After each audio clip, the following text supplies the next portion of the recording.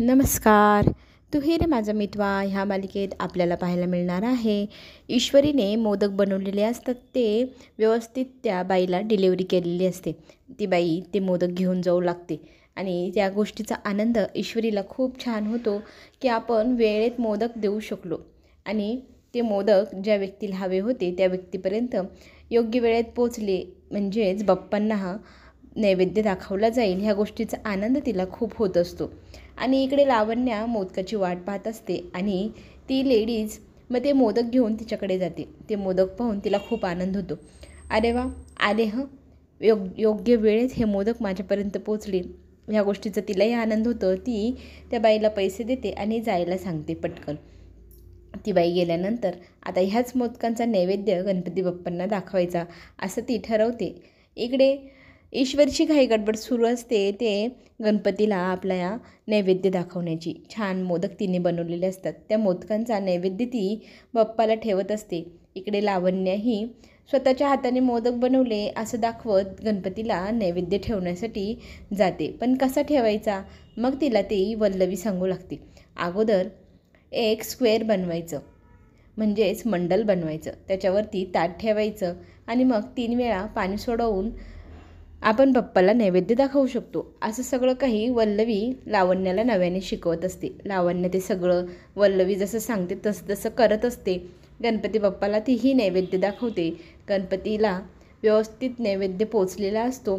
इकडे ईश्वरीलाही खूप आनंद होत असतो की मी बनवलेले मोदक मी बाप्पाला दाखवत आहे. तितक्यात ना त्या बाईचा फोन येतो की कस्टमरपर्यंत मोदक पोचले वेळेमध्ये. हे ऐकून ईश्वरी आणि नम्रता दोघींनाही खूप आनंद होतो. बाप्पाला योग्य वेळेत नैवेद्य पोचला ना, आपली भक्ती त्यांच्यापर्यंत पोचली असं म्हणत ईश्वरी छान प्रकारे आनंद साजरा करते. इकडे अर्णवला थांबवून लावण्या मोदक देऊ लागते. हे बघ अर्णव, मी ना आज मोदक बनवले आहे असं ती सांगू लागते आणि ते मोदक खायला ती हट्ट करते. तर तो म्हणतो नाही, मला वेळ नाही, पटकन बाहेर जायचं आहे. पण इकडे वल्लवी म्हणते आज तर तुला मोदक खावेच लागेल, तुझ्या होणाऱ्या बायकोने बनवले, प्रसादाला नकार द्यायचा नसतो. मग तो एक मोदक घेतो. मोदकाची चव जरा ओळखीशी असल्यासारखी वाटू लागते. त्याला ते क्षण आठवतात जेव्हा पहिल्यांदा त्याने ईश्वरीच्या हातचा मोदक खाल्ला होता. अगदी तशीच्या तशी चव ह्या मोदकाला पण आलेली आहे आणि ह्या गोष्टींनी त्याला खूप आनंद होतो. पण आता लावण्याला जर सांगितलं तर तिला वाईट वाटेल आणि संतापून जाईल. तो गालातल्या गालात हसत असतो. ईश्वरीची सेवा गणपती बाप्पापर्यंत पोहोचली.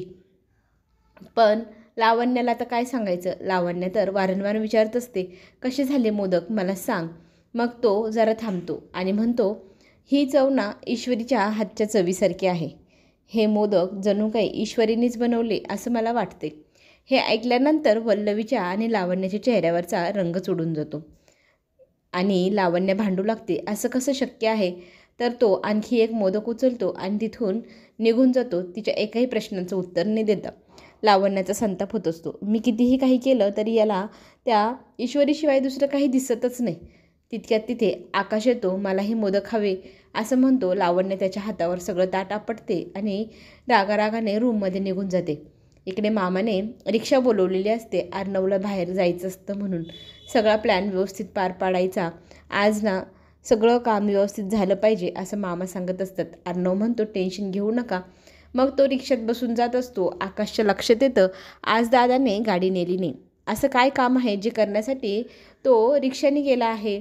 पाटीलला फोन लावून इकडे मामा सांगत असतात की तो इथून निघाला आहे. ह्या दोघांमध्ये नक्की काय चाललं आहे म्हणून आकाशला डाऊट येत असतो. ईश्वरी तिच्या आईशी फोनवरती बोलत चाललेली असते. गणपती बाप्पाची छान प्रतिष्ठापना झाली. आता तू टेन्शन घेऊ नको, टिफिन बनवायचं आहे, मी भाजीपाला आणायला चालले असं सगळं बोलत असताना पाठीमागून एक रिक्षा तिला धडकते. मग ती मागे वळून पाहते तर त्या रिक्षातनं अर्णव बाहेर निघतो आणि मग ती त्याच्याशी वाद घालू लागते. तुम्ही आहेत का? मला वाटलं ह्या रिक्षावाल्यांनीच मला उडवलं, पण तुम्हीच सांगितलं असेल माझ्या अंगावरती गाडी घालायला. तुम्हाला तर सवयच आहे लोकांना गाडीने उडवायची. आजूबाजूचे लोक तिच्या मदतीला येतात. ते बोलू लागतात काय झालं मॅडम. त्यात ती सांगू लागते की माझ्या अंगावरती रिक्षा घातली, यांना दिसत नाही एवढी मोठी बाई असं म्हणत ती बोलत असते. रिक्षावाल्याशी भांडत असते आणि अर्णवला मग आजूबाजूचे लोक म्हणतात तुमच्यामुळंच झालं हे सगळं. आता तुम्ही ह्या मुलीला जिथं जायचं आहे तिथे नेऊन सोडा. पॅनल्टी म्हणून. मग ती म्हणते, नामुमकिन, मी ह्या व्यक्तीसोबत कुठेही जाणार नाही, अजिबातच नाही. तर आर्नव म्हणतो, मलाही काही तुला कुठे सोडण्याची अजिबात इच्छा नाही. खरं तर माझं खूप महत्त्वाचं काम आहे. तुझ्याशी वाद घालायला मला इथे वेळ नाही. आणि प्लीज खूप झालं आता हे संपव वाद घालणं, असं तो म्हणू लागतो. आणि हवं तर मी तुला जिथं सोडायचं आहे तिथे सोडतो, मग माझ्या कामाला जातो, चल. असं म्हटल्या ती त्याला नकार देते. कधीच नाही, तुमच्यासोबत मी कुठेच येणार नाही, नेवर, असं म्हणत ती त्याला, जा तुम्ही, मी नाही येणार, असं बोलते. मग आजूबाजूचे सगळे लोक आपापल्या कामात निघून जातात. आर्नवही त्याच्या कामाला जात असतो. एकदा तो ईश्वरीच्या चेहऱ्याकडे पाहतो. तितक्यातच पाटीलचा फोन येतो. मग तो तिला सांगतो की माझं काम आहे, मला जायचे, बडबड करू नको. तीही म्हणते, मलाही जायचे, मलाही तुमच्याशी बोलण्यात इंटरेस्ट नाही. इकडे मामांशी आकाश वाद घालत असतो, दादा कुठे गेलाय सांगा मला, आणि रिक्षाने का गेला, असे सगळे काहीतरी प्रश्न विचारत असतो. तिथे लावण्या आणि वल्लवीही येते. त्याही म्हणतात, मलाही खूप राग येतो, आमच्या दोघांचं लग्न होणार आहे, पण तो माझ्यापासून काहीतरी लपवतोय. त्याला सारखी ती ईश्वरीच आठवत असते. त्याच्या आयुष्यात ना ती ईश्वरी कधी जाणार की नाही, असं ती म्हणत तिथे भांडत असते, रडत असते. आणि वल्लवी मात्र म्हणत असते, ह्या घरामध्ये काही लोकांचं तर प्लॅनच आहे, तुला ह्या घरातनं बाहेर काढायचा आणि त्या मुलीला ह्या घरामध्ये आणण्याचा. हे ऐकल्यानंतर मामीला म्हणतात, म्हणजे काय म्हणायचं आहे तुला, तू ना आर्नवला समजूनच घेत नाही, त्याच्या मागे काहीतरी टेन्शन आहे, ते तुम्हाला कुणालाच माहीत नाही, आणि त्या टेन्शनमधनं तो बाहेर पडण्याचा प्रयत्न करतो आहे. तुम्ही त्याच्याशी आणखी जास्त वाद घालताय, प्रश्न विचारते, त्याला काय टेन्शन आहे तुम्हाला माहिती तरी आहे का. मग वल्लवी म्हणते, सांगा आम्हाला काय टेन्शन आहे. तर तो म्हणतो, आत्ता ह्या क्षणाला तुम्हाला ते सांगू नाही शकत, म्हणून तर तो ते काम करण्यासाठी गेला आहे. असं सगळं तिथे बोलणं चालू असताना वल्लवी म्हणते, तुम्ही ना माझ्यापासून काहीतरी लपवत आहे, आणि नक्कीच असं काहीतरी असेल ज्याने आपल्या घराचा पायाच हलून जाईल, हो की नाही, सांगा काय आहे सत्य. पण मामा काही सत्य सांगायला तयार नसतात. वल्लवी त्यांच्याशी वाद घालत असते. लावण्याही त्या सुरात सूर मिसळत असते. आणि लावण्याचं म्हणणं तर असतं की आकाशला पण डाऊट आहे, तुम्ही काहीतरी लपवताय, पण आम्हाला सांगत नाही, सांगा काय आहे ते, असं म्हणत सगळेजण त्यांच्याकडे पाहू लागतात. ते मात्र आता एकही शब्द बोलत नाही, फक्त मान खाली घालून उभे असतात. मामांना काय सत्य तेच सांगताच आलं नाही, आणि ते सांगणं आता योग्य वेळ नाही हेही त्यांना माहिती आहे. त्याच्यामुळे आता त्यांनी शांत राहायचं ठरवलं. वल्लवीच्या एकाही प्रश्नाला त्यांनी आता उत्तर न द्यायचं ठरवल्यानंतर सगळेजण आपापल्या रूममध्ये निघून जातात. गणपती बाप्पासमोर हात जोडून, माझ्या भाच्याला बळ दे, तो आज जे काम करायला गेला आहे त्याला यश दे, असं गणपतीजवळ मागणं मागतात. राकेशची त्या ठिकाणी एंट्री झालेली असते जिथे त्याला बोलवलेलं असतं. दबक्या पावलांनी तो आतमध्ये जातो. तिथे गेल्यानंतर त्याला MK दिसतो, आणि MKला तो प्रश्न करू लागतो, मी तुला कितीतरी वेळा फोन केला, पैसे तर माझ्या डोक्यावर बसून घेतले, मोजून घेतले, आणि आता काम करायची वेळ आली तर माझे फोन उचलत नव्हतास, असं म्हणत MKशी तो वाद घालत असतो. त्यावेळेला MKला मग तो बोलत असताना MK म्हणतो, माझ्याकडनं काम होत नव्हतं, काम जरा जास्तच किचकट होतं, ते काम करण्यासाठी मी आत्ता माझ्या बॉसला इथे बोलवले, माझा बॉसच हे काम करू शकतो. आता याचा बॉस कोण म्हणून राकेशला प्रश्न पडतो, कोण आहे रे तुझं बॉस वगैरे, दाखव बरं, असं म्हणत तो पुढे जातो. तर पुढे गेल्यानंतर फिल्मी स्टाईलमध्ये एंट्री करत तिथे आर्नव दिसतो. आर्नवला पाहिल्यानंतर लगेचच राजेशच्या चेहऱ्यावरचा रंग उडून जातो. त्याची धावपळ उडून जाते. कुठे पळावा, काय करावं त्याला सुचेना. तो पळण्याचा प्रयत्न करू लागतो. लगेचच आणखी 3-4 जण येतात आणि त्याला पकडून ठेवतात. त्याला आर्नवसमोर उभे करतात. आर्नव मग त्याच्याजवळ जाऊन म्हणतो, एवढी कसली घाई आहे, आपण बसून बोलूया, असं म्हणत तो राजेशला एका खुर्चीमध्ये बसवू लागतात. तिथे त्याला बांधून ठेवतात, तोंडाला रुमाल बांधून देतात. मग तो रागाने आर्नवकडे पाहत असतो. आर्नवला काहीतरी बडबड करत असतो, पण त्याला बोलता येत नसतं. मग आर्नव त्याला म्हणत असतो, तुझा हा हरलेला आवाज मला आज ऐकायला खूप आवडेल, आणि तुझी ही झालेली सगळी अवस्था खरंच मला पाहायला आवडेलच. इकडे ईश्वरी हॉस्पिटलमध्ये येते. तिच्या आई तिच्या वडिलांच्या जवळ थांबलेली असते, आणि ईश्वरी तिच्या आईला पाठीमागनं जाऊन आवाज देते. तर तिची आई तिला म्हणते, आलीस तू? तर ती म्हणते, हो. तू काय करतेस? तर ती म्हणते, काही नाही, बसले मी. मग आपल्या गणपती बाप्पाची प्रतिष्ठापना व्यवस्थित झाली की नाही, नैवेद्य वगैरे व्यवस्थित केले की नाही, सगळं काही घरातल्या चौकशा तिची आई करू लागते आणि ईश्वरी सांगते सगळं काही छान पार पडलं आहे आणि पूजा तर एकदम चांगली केली आहे, नाहीतर माहिती आहे ना बाबांना चूक झाली तर आवडणार नाही. आणि ह्याच गोष्टीमुळे आम्ही छान पूजा केलेली आहे, बाबांना जशी हवी ना तशी आवडते तशी केली. तितक्यात ईश्वरीची आई तिला म्हणते मला तुझ्याशी जरा बोलायचं आहे. जयू आत्याने मला काय घडलं ते सांगितलेलं आहे.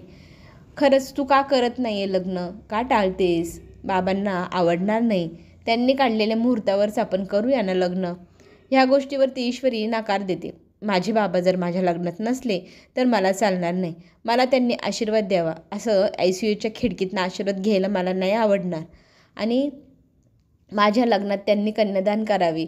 ते जेव्हा शुद्धीवर येतील त्यांच्या डोळ्यात मला ते कन्यादान न केल्याचं दुःख दिसेल, ते मला बघायचं नाही आहे. म्हणून मी लग्नाला थोडा वेळ थांब म्हणते आणि त्याच्यामुळेच मी लग्न पुढे ढकलते. पण ईश्वरीला तिची आई सांगते राकेशला हे अजिबात आवडले नाही, त्यांच्याही मनाचा विचार करायला हवा की नाही, त्यांना राग आला ह्या गोष्टीचा. मग ईश्वरी म्हणते त्यांनी मला समजून घ्यायला हवं, माझ्या भावना समजल्या पाहिजे त्यांनी. दरवेळेला मी त्यांचाच विचार करते, पण त्यांनाही कळायला हवं माझ्या आयुष्यात माझ्या बाबांचं स्थान काय आहे आणि त्यांनी माझ्या बाबांसाठी तरी थांबायला हवं की नको. जर ते थांबणार नसेल तर मला असा जीवनसाथीच नको. असं म्हणत ईश्वरी तिचं ठाम मत सांगते की मी लग्न जेव्हा माझे बाबा शुद्धीवर येतील तेव्हाच करेल, मी आत्ता घाई करणार नाही. असं म्हटल्यानंतर ईश्वरीची आई आता एकही शब्द बोलत नाही. आणि राकेशला इकडे बांधून ठेवलेलं असतं, तो तडफडत असतो बिना पाण्याच्या माशासारखा. आणि ते पाहून अर्णवला खूप छान वाटत असतं. अर्णव त्याला म्हणतो तुझा हा हारलेला तडपलेला चेहरा पाहायला, आवाज ऐकायला मला खरंच खूप आवडेल. आणि खरं तर हे सगळं मी अगोदरच करायला हवं होतं. त्यावेळेला राकेश त्याच्याकडे रागाने पाहत काहीतरी बडबडवू लागतो, पण त्याला बोलता येत नसतं. मग तो त्याच्या माणसांना खुणवतो की याची तू चेहऱ्यावरचा रुमाल काढा. मग तो बोलू लागतो मेवणे साहेब तुम्ही ना फार चुकीचं करत आहात, तुम्हाला माहीत नाही तुम्ही कोणाशी पंगा घेतला आहे, तुमची हिरोगिरी तुम्हाला जास्तच महागात पडेल आणि तुमच्या बहिणीला मी काय करेल माहिती आहे ना. असं म्हटल्यानंतर अर्णव हसू लागतो आणि अर्णव म्हणतो तुम्ही आता काहीही करा, आता मी जे करणार त्याची तुला अजिबात कल्पना नाही. अगोदरच मी हे सगळं करायला हवं होतं, पण खूप उशीर केला आम्ही, पण आत्ता करणार नाही. आत्ता मी तुझी जी अवस्था करेल ती तू आयुष्यातही इमॅजिन केलेली नसल अशीच असणार.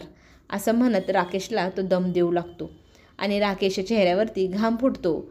आणि हसत हसतच अर्णव म्हणतो माझ्या बहिणीला मी 2 दिवस रडताना पाहिल, तिसऱ्या दिवशी तिला समजावून सांगेल आणि ती तुला विसरूनही जाईल. त्याच्यामुळे तू जास्त काळजी करू नको माझ्या बहिणीची, मी तिला आयुष्यभर सांभाळू शकतो. इकडे हॉस्पिटलमध्ये गेल्यानंतर काहीतरी कारणाने ईश्वरी धडपडते आणि ती अर्णवच्या हातातच जाऊन पडते. अर्णवला पाहून तिला आश्चर्य होतं. चला तर मग पुढे येणारा मोठा ट्विस्ट आपण पाहूया. चॅनलला नक्की सबस्क्राईब करा, म्हणजे पुढे येणारे नवनवीन व्हिडिओ आपण पुन्हा पाहू. धन्यवाद.